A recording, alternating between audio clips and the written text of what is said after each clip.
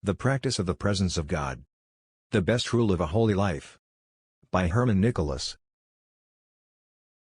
First Conversation.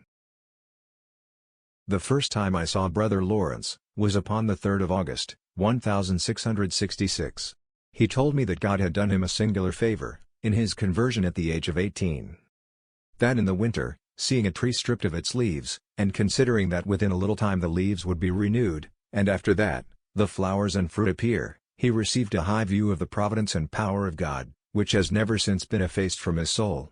That this view had perfectly set him loose from the world, and kindled in him such a love for God, that he could not tell whether it had increased during the more than 40 years he had lived since. That he had been footman to Mr. Fubert, the treasurer, and that he was a great awkward fellow who broke everything. That he had desired to be received into a monastery, thinking that he would there be made to smart for his awkwardness and the faults he should commit, and so he should sacrifice to God his life, with its pleasures.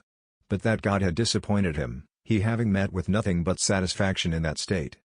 That we should establish ourselves in a sense of God's presence, by continually conversing with him. That it was a shameful thing to quit his conversation, to think of trifles and fooleries. That we should feed and nourish our souls with high notions of God, which would yield us great joy in being devoted to him. That we ought to quicken, for example, to enliven, our faith.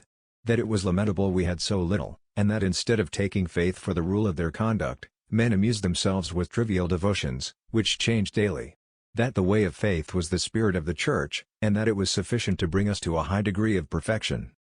That we ought to give ourselves up to God, with regard both to things temporal and spiritual, and seek our satisfaction only in the fulfilling of His will, whether He lead us by suffering or by consolation, for all would lie equal to a soul truly resigned.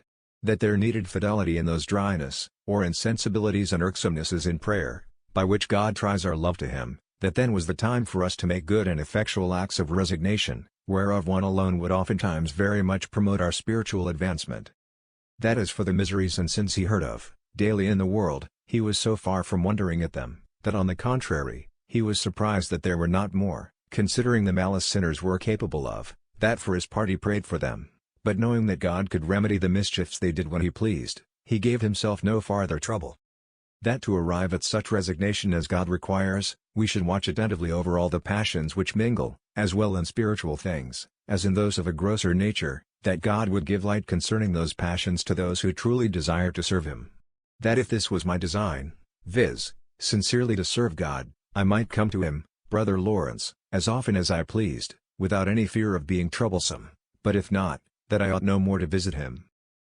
Next video, second conversation. Thanks.